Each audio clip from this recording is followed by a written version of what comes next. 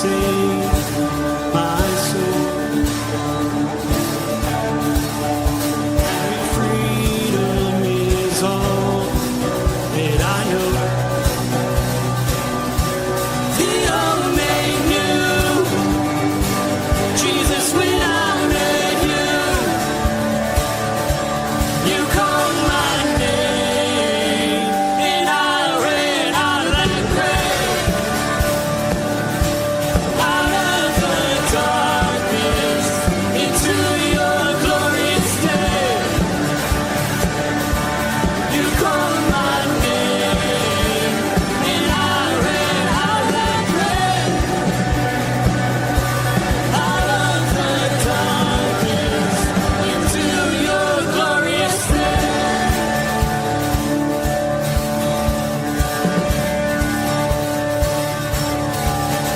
Now your mercy has saved my soul. Freedom is all that I know. The old made new. Jesus, when I met you, you called my name, and I ran out like rain, out of the darkness into your glorious day. You called my name, and I ran out like rain, out of the darkness into your glorious day.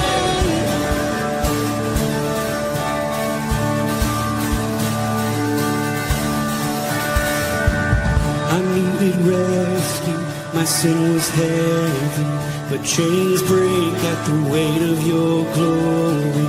I needed shelter, I was an orphan, now you call me citizen of heaven.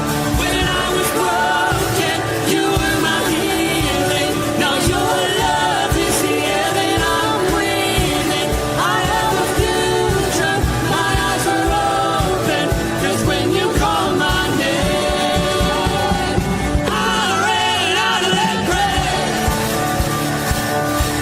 out of the darkness into your glorious day. You called my name, and I ran out of that grave, out of the darkness into your glorious day.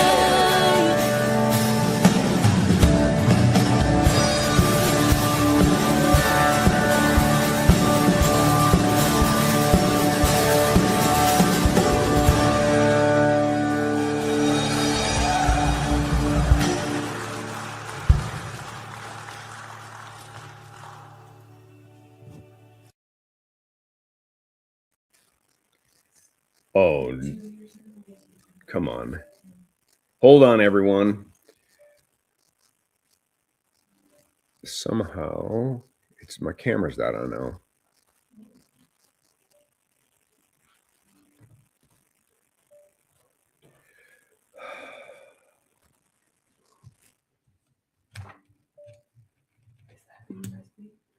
What's that?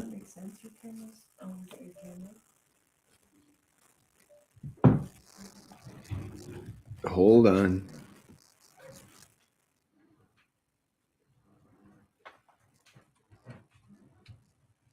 Wow. Just when the music stops, it all of a sudden, hold on. Testing 1, 2, 3. Sorry. Hey, I'm there. I was getting an alarm and I didn't know what it was. I guess my camera connection was not good. All right. Sorry about that. Let me get caught up and not discombobulated here. Let's say hi to a few people and we'll get rolling. I'm out there. There's Ken Gooch. Good morning, fellow brothers in arms. Chuck B. Shalom, men of God. Chris Connolly, good morning. I'm out there on X. There's Steve Giroux. John Carson, good morning, gentlemen. Diana's on board saying hello, gents. Bert Reggiani, good morning. All right. And I've got confirmation that you can see and hear me. All right. Before I pull up the text, just a reminder, gentlemen and ladies, that I'm intentionally looking at David later in his kingship when he decides on his own not to go to war like other kings do in the spring, but he stays home in his palace, in his boredom and not knowing what to do. He walks around his roof. He sees a beautiful woman bathing. He finds out who it is because he's king. He can do that. And he finds out that she's actually the wife of Uriah, one of his soldiers. And knowing all that information, and what I mean by that is knowing that he decided not to go to war for the first time in his life and didn't ask God about it. This guy who's supposed to be a man after God's own heart did not ask God, hey, what do you think? Can I take this year off and stay in my palace? He made some decisions on his own. And because he made some decisions on his own, he got himself in trouble because he finally sleeps with Bathsheba and she becomes pregnant. Now what do you do? See, she can't get pregnant. Her husband's at war, where he's supposed to be. And now he has slept with another man's wife. This is King David, by the way. And I'm wanting to do this towards the end of this year so that we all can do some introspection and we can take care of some of the gunk that might be in our lives. And like David, go through this process of God revealing to us that he does know the ways of our lives and he knows our every step. And he wants to know whether we know that he knows our steps. And so with that as an introduction, the last thing we had was she went to him and said, I am pregnant. Let me add the text. Boom. Get myself inside there. We only got a few verses that I want to talk about. So let me go through them. Verse 5, and the woman conceived and she sent and told David, I'm pregnant. David's response. He sent word to Joab.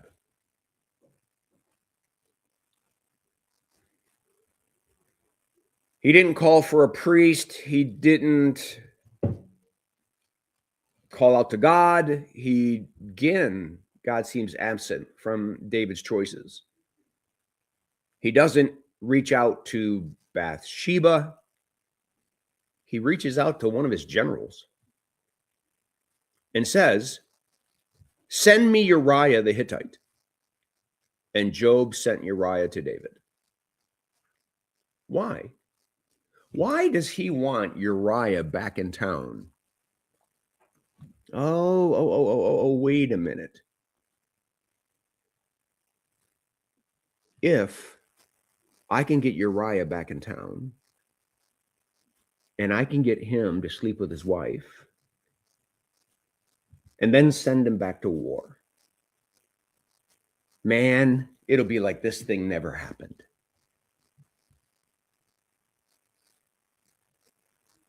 I don't know that there's not a single person on the planet that doesn't know what this is like. As you begin to create a lie to cover up the next lie, and Satan's got you going down this road in which you think that somehow you're going to get yourself out of this. When we hear that he comes to steal, kill, and destroy, we think he's just trying to play with us, taunt us, that somehow we are going to be in control of this in the end. And we are, because we are who we are. We're going to deal with this. So he calls for Uriah to come out of the war and come back home, and Joab sent him. When Uriah came to David, David asked how Joab was doing and how the people were doing and how the war was going. Listen, all questions he would have the answers to if he was going out to war like kings go out to war in the spring. You see, he's beginning to say, my will be done, not thine. He's not even caring to ask God. There's no repentance. He's not crawling to God saying, hey, man, I screwed up. He's trying to cover it up. So David says to Uriah, go down to your house and wash your feet. What does he mean? Go home.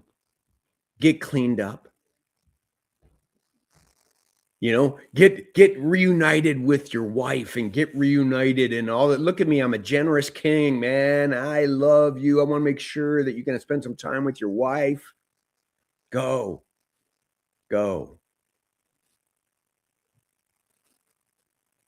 And Uriah went out of the king's house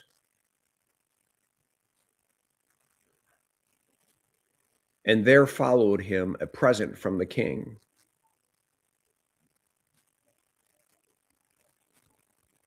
But Uriah slept at the door of the king's house with all the servants of his lord and did not go down to his house.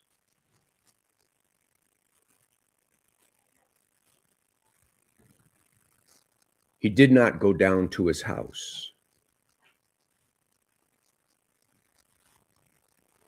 We're going to learn in the next part of the reading why he doesn't go down.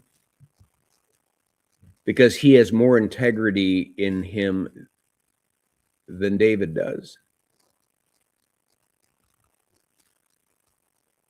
He's going to end up saying, why would I go be with my wife and be with my family like nothing's wrong when all my brothers are at war for this nation?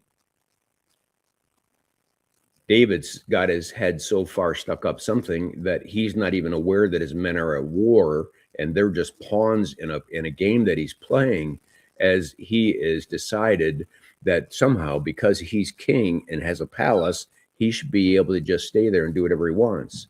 You see, he begins to justify. He's unrepentant. He's simply trying to cover up the sin. And maybe there are some stuff in our lives that we this year need to just finally let go of and give to God. I'm serious. Just let go of. Leave it at the cross and be done. Because Satan just will drive this stuff down our throat until we're just pigs wallowing in mud. It's not over. And I wish I could say that at this point, David's beginning to wake up, but he's not. His sleep is getting darker and darker, and he's going to begin to do darker and darker things. Has that ever happened with you and through you? Maybe there's some things that we got to put into check. Maybe there's some things that we have to die to, that we've got to take to the cross and stop this little dance that we sometimes do. All right, I'm going to leave it at that. Matt Ryan, I think, has the devotions tomorrow, Friday, and we're going to stay right here in 2 Samuel. I hope that these devotions and this devotion was a blessing to you. Have a great day. Make it a firmly rooted day, and may someone see Jesus in us today. Peace.